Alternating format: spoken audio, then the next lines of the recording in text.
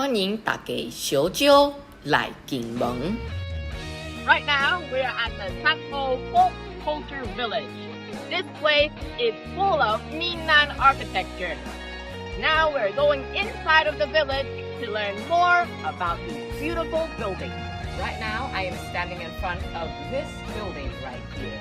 Now, if you look very closely at the top right there are 4 words. 王氏宗师. Now, the first word, Wang, is actually the last name for the 2 merchants that built this village. They are from the Wang family. Now, how did they build this village right here? Well, during the late 1800s, they went to Japan to work. After they got some money, they came back to Kinmen and built this village filled to the brim with Minnan architecture. Now, as you can see, they went to Japan. Now, you might think of Japan as a westernized eastern country. Well, let me tell you something. During the early times when they went to Japan, Japan just started modernizing, so they weren't, that much westernized. So those 2 Wang merchants weren't that influenced with the Western culture. This is why when they came back to Kinmen, they only made Minnan-style houses. Now, let's move on to the details about this building right here. You can see these are doorway gods right here. They protect the building. But as we move to the side right here, I could give you some few references. As you can see here, there is a reference of a bat upside down. You know why the bats are upside down?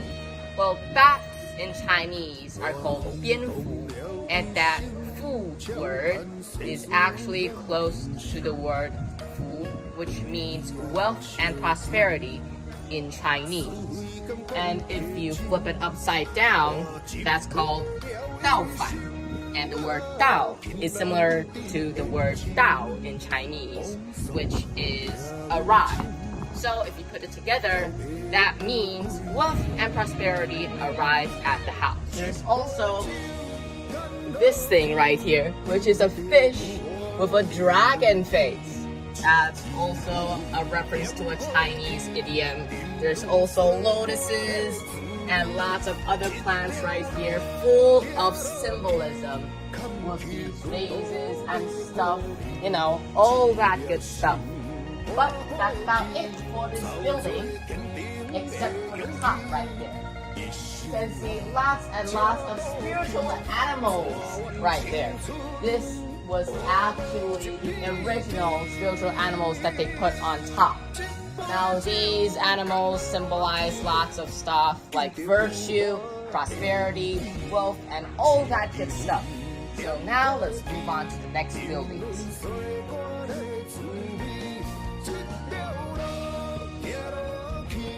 Now, because at the time, the Wang family had lots and lots of money, and they didn't really know what to do with it, but they really wanted their children to become smart and wealthy. So they decided to create a school. Yes, schools help you gain knowledge and stuff and become smart, so you can become wealthy and smart over time. But schools back then are actually different. They're called 私塾. Now, right behind us, that is what we are looking at.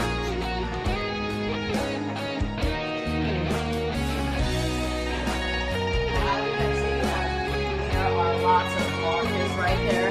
Now, the meaning behind this is that, of course, the Wang people went to Japan, so they might get inspired by some early westernized stuff.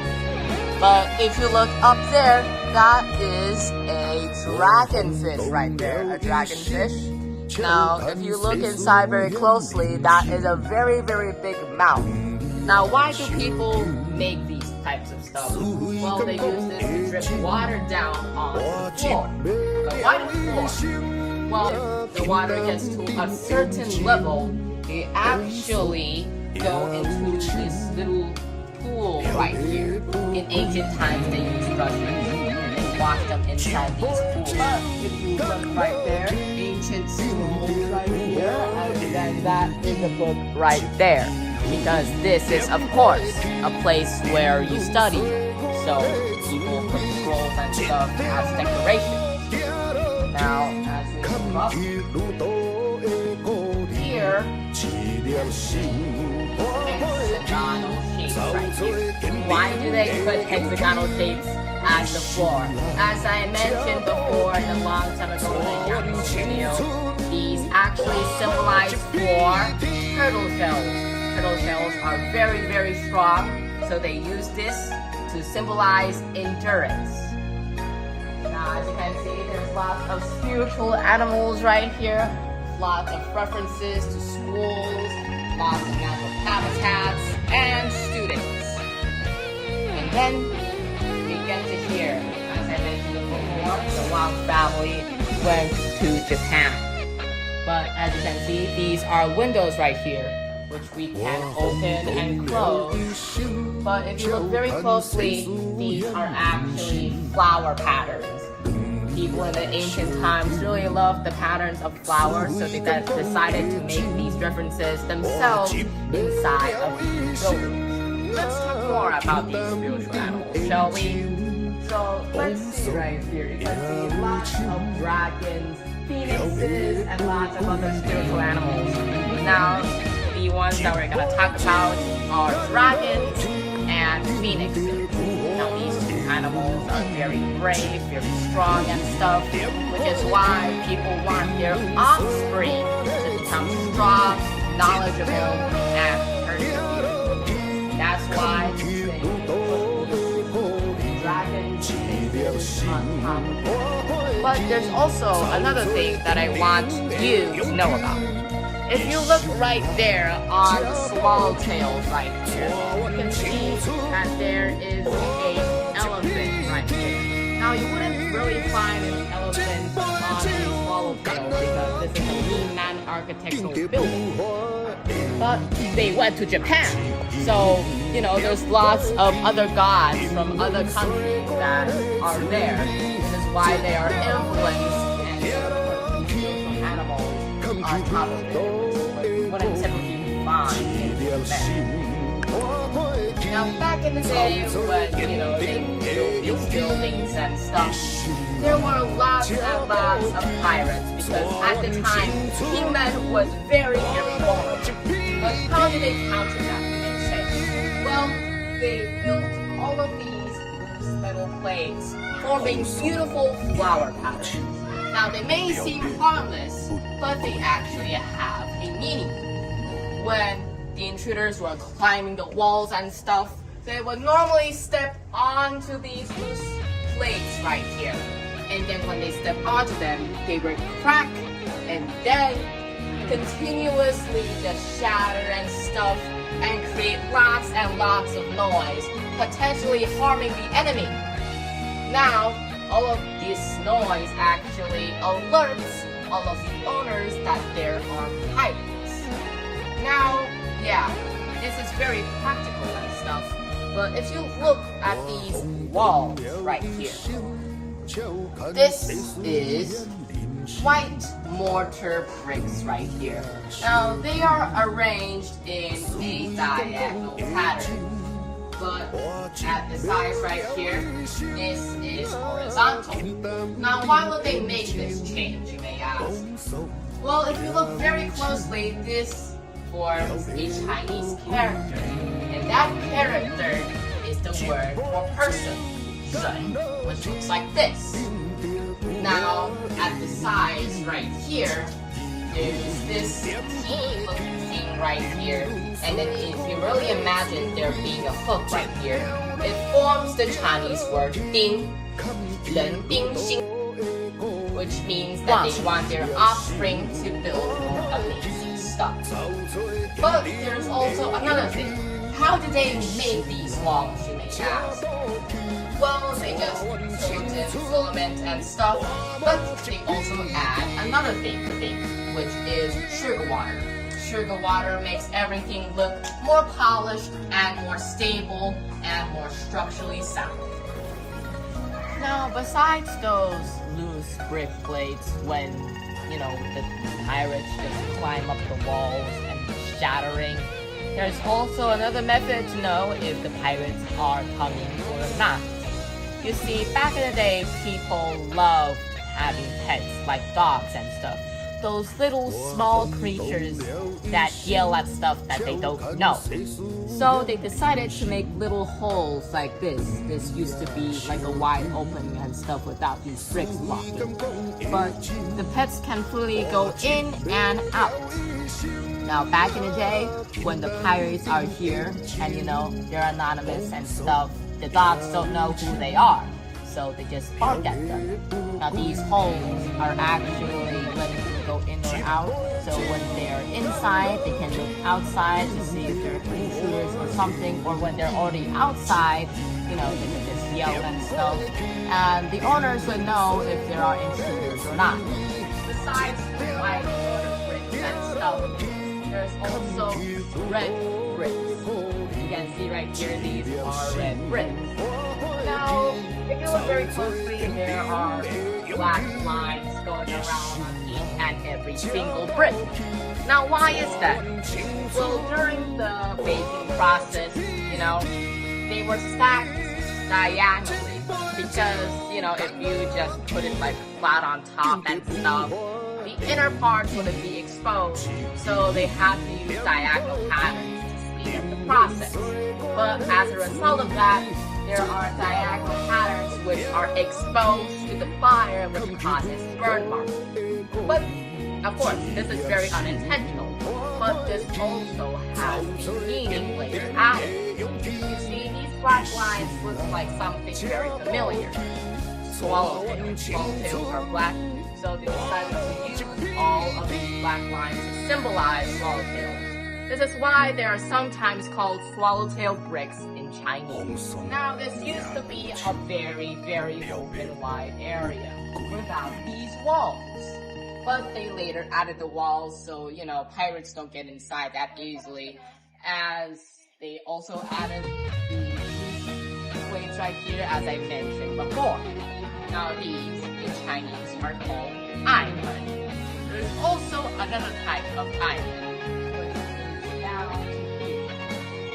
You can see that this is another type of iron, where it is very, very thin and not as tall, but there are two pillars for air ventilation because, it doesn't like air ventilation. But this also makes it harder for the pirates to go inside even sideways.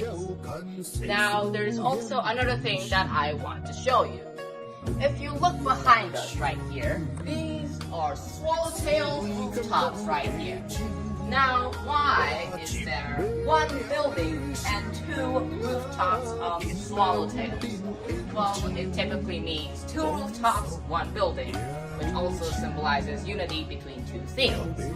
But if you look at that is a window on the rooftop right here. You can see that there is one pillar going down. And if you look at the wall right here, there is another window with three pillars going down. Now, why is it always odd numbers? It goes up to 5, and then to 9, and so on. Well, it's because 单一不一样. Well, because, in Chinese, that also means that odd, which is 1, is with the sun. So, they actually just use odd number pillars.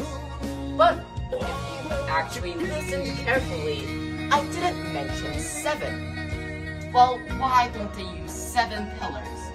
Well, during ancient times, people in China believe that July is the demon month with bad spirits and stuff. This also means, July is the 7th month, and 7 is bad, so they don't use 7 pillars. Is the exposed part of the mountain where the buildings were built. this is exposed. But why? Well, this is, the point where it represents a dragon head. Now, why a dragon head, when they ask? Well, dragons are very powerful and stuff, and because the dragon is trapped in the ground, the tail is also exposed. And where is the tail? Well, it is inside the Wang family temple, right? And because dragons are powerful, so they capture the dragon. Look at these very beautiful replicas and stuff with, white sand as the filament and stuff. Very beautiful. But look back there, right there, at the top. If you look carefully, you can see lots of figures and stuff. Now, how did they make these figures? Well, they made them out of ceramic plates. When all of the plates, when they accidentally fall and stuff, they're still worth a lot.